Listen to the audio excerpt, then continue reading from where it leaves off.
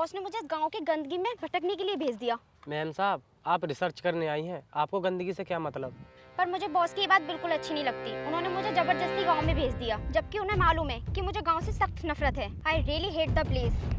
Ma'am साहब, एक बार गांव में घूम कर तो देखो, गांव की जिंदगी इतनी बेकार नहीं होती। हाँ हाँ, तुम तो गांव का पक्ष लोगे ही, क्योंकि तुम खुद भी तो गांव से हो। मैम साहब, आपके पापा भी तो गांव से हैं, वो भी इसी गांव में पैदा हुए थे। लेकिन मैं गांव से नहीं हूँ, मैं शहर में पैदा हुई हूँ। और ये देखो, यहाँ पे पशुओं की पोटी का ढेर लगा हुआ है। कितनी बदबू आ रही है यहाँ से। अरे मैम साहब, ये गोबर की खाद है, लोग इसे अपने खेतों में डालते हैं। कितनी घटिया सोच होती है गांव वालों की। इतनी गंदी चीज खेतों में डालते हैं, खेतों को गंदा करते हैं, इसलिए इनके खेतों में कुछ नहीं उगता है। मैम साहब, ये गोबर की खाद खेतों के लिए बहुत फायदेमंद होती है, इससे फसल अच्छी होती है। तुमको कुछ नहीं पता, मूर्ख होते हैं गांव वाले। अब मैं यहाँ पे क्या रिसर्च करूँ? मैम साहब, जब बॉस ने बोला है तो रिसर्च तो करनी ही पड़ेगी। मैं यहाँ 3 दिन से ज्यादा नहीं रुक सकती। आप बोल देना बॉस को कि मैं गांव की गंदगी सहन नहीं कर सकती। ये पकड़ो तुम।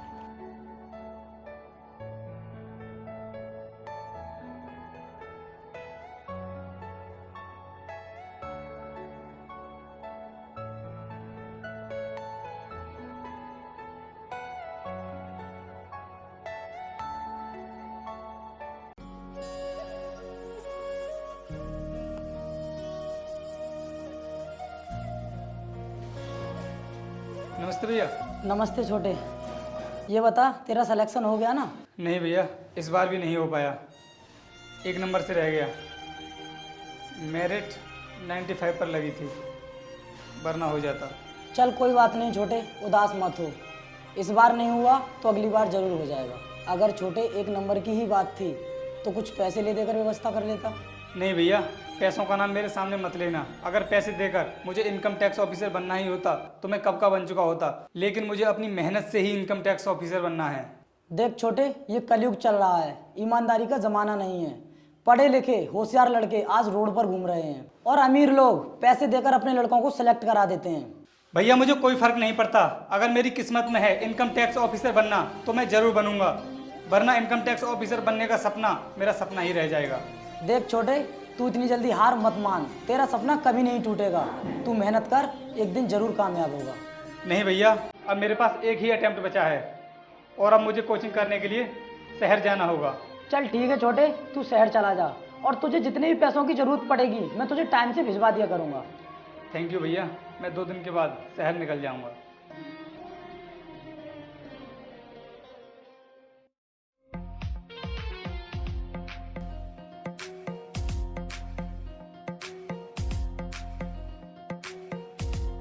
अरे वो देखो, ओल्ड मैन कैसे धूल फांक रहा है। इस वेस्ट मटेरियल को कहाँ लेकर जाएगा ये? अरे मैम साहब, वो वेस्ट मटेरियल नहीं, गेहूं का भूसा है और वो अपने घर ले जाएगा पशुओं को खिलाने के लिए। क्या इतनी गंदी चीज पशुओं को खिलाने के लिए ले जाएगा? चलो उससे चलकर पूछते हैं।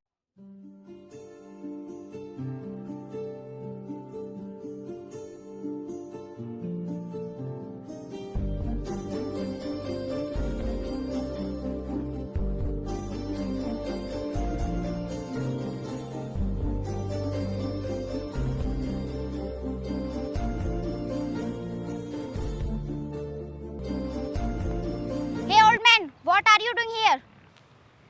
अरे लाली, ये क्या बोल रही है तू? मेरे तो कुछ समझ में आ नहीं रही। अरे मैम साहब, ये पूछना चाह रही हैं कि तुम यहाँ पर क्या कर रहे हो। और हाँ मैम साहब, तुम इनसे इंग्लिश में नहीं हिंदी में बात करो। ठीक है, अब मैं इन गांव के गंवारों के साथ हिंदी में ही बात करती हूँ। मैं ये जानना चाहती हूँ कि आप इतनी गंदगी कैसे सहन कर लेते हो? दिन रात पशुओं के आगे पीछे लगे रहते हो। मुझे तो ये सब देखकर ही उल्टी आ जाती है। क्यों इस गंदगी को हवा में उड़ा रहे हो? अरे लाली, हमें लगता है तुम गांव में पहली बार आई हो। और हाँ, ये गंदगी नहीं, पशुओं को खिलाने का चारा है। और अगर हम गांव में रहेंगे तो ये सब हमें करना पड़ेगा। अच्छा सुनो, मैंने आपके घरों को अच्छी तरह से देखा है। जहाँ पर पशु लैट्रिन करते हैं, आप लोग वहीं बैठकर खाना खा लेते हो। इन पशुओं के लिए अलग से लैट्रिन क्यों नहीं बनवा देते तुम लोग? अरे लाली, उसे लैट्रिन नहीं, गोबर कहते हैं। और पशुओं के लिए कभी लैट्रिन नहीं बनवाई जाती। तो उसको तो फिर आप हाथों से ही उठाते होगे। हाँ सही कहा तुमने, हम उसे अपने हाथों से ही उठाकर साफ करते हैं। अच्छी, कितने गंदे लोग हो तुम। मैं तो यहाँ का पानी भी पीना पसंद नहीं करूँगी।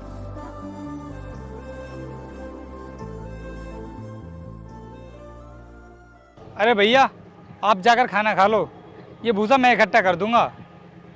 और हाँ, ये लोग कौन है? ये लो, एक और आ गया गांव का नमूना।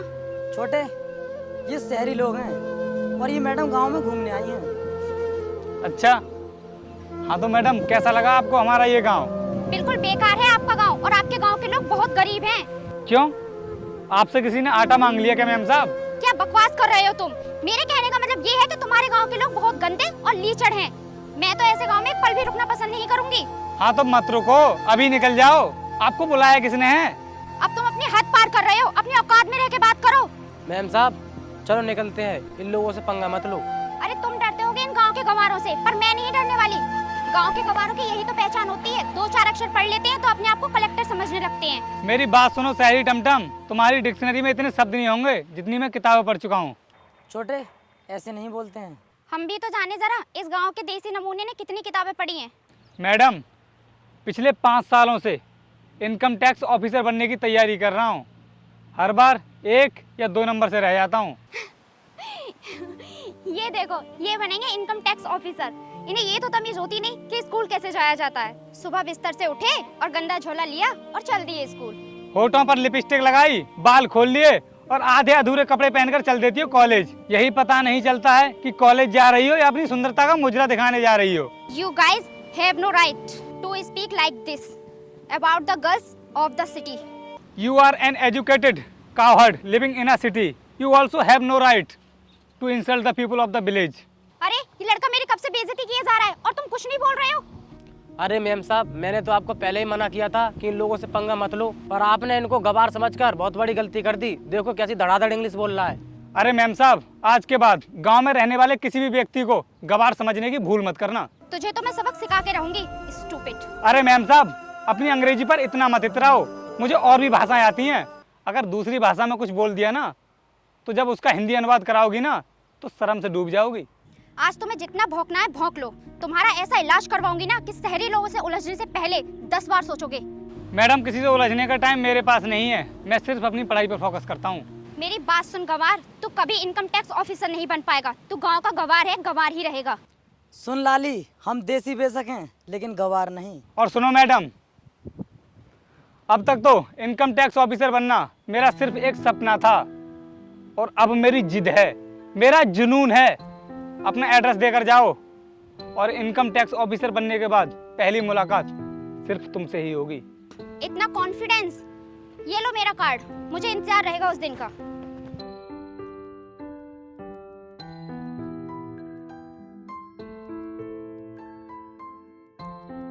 छोटे, इन शहरी लोगों के मुंह नहीं लगना चाहिए। भैया, ये शहरी लोग गांव के लोगों को कुछ नहीं समझते। इनकी नज़रों में गांव के लोग कितनी भी बड़ी पोजीशन पर पहुंच जाएं, लेकिन इनके लिए गंवार ही रहते हैं। छोटे, कुछ गलत भी तो नहीं कहा था उस लड़की ने। गांव के लोगों के पास होता ही क्या है, गंदगी में रहने के सिवाय। भैया, उस लड़की की बात मेरे दिल को लग गई है। अब चाहे जो भी हो, मुझे इनकम टैक्स ऑफिसर बनना ही होगा। छोटे, मुझे तेरे ऊपर पूरा विश्वास है कि तू जिस काम को ठान लेता है उसे पूरा करके ही रहता है। चल अब अपनी पढ़ाई पर फोकस कर।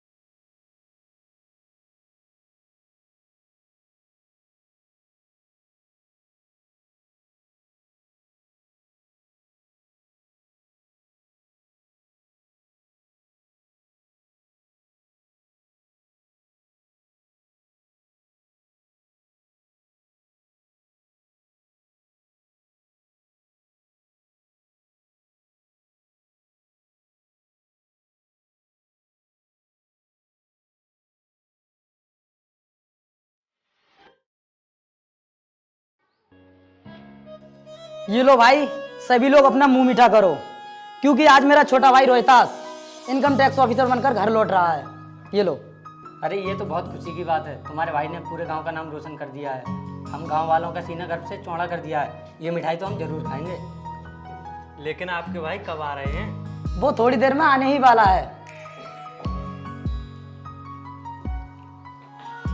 अरे देखो, वो आ भी गया।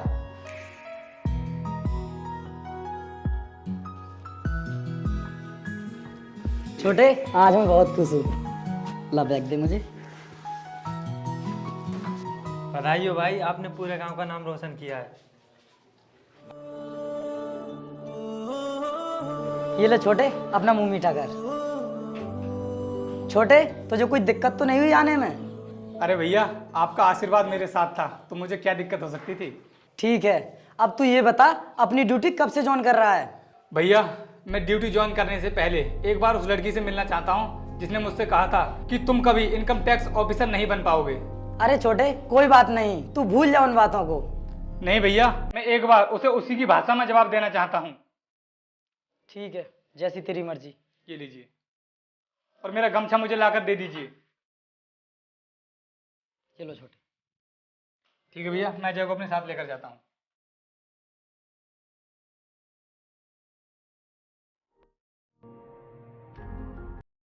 भाई, हमें इतनी देर हो गई यहाँ पे बैठे हुए, पर वो लड़की आई तो नहीं। अभी उसे कॉल करके देखता हूँ।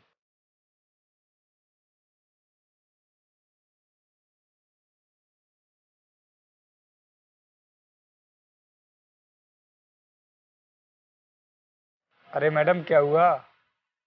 रास्ते में ट्रैफिक मिल गया क्या? हाँ हाँ ठीक है, हम लोग बहुत देर से पार्क में तुम्हारा ही वेट कर रहे हैं। ठीक है, जल्दी आओ। आ गई, बस रास्ते में है।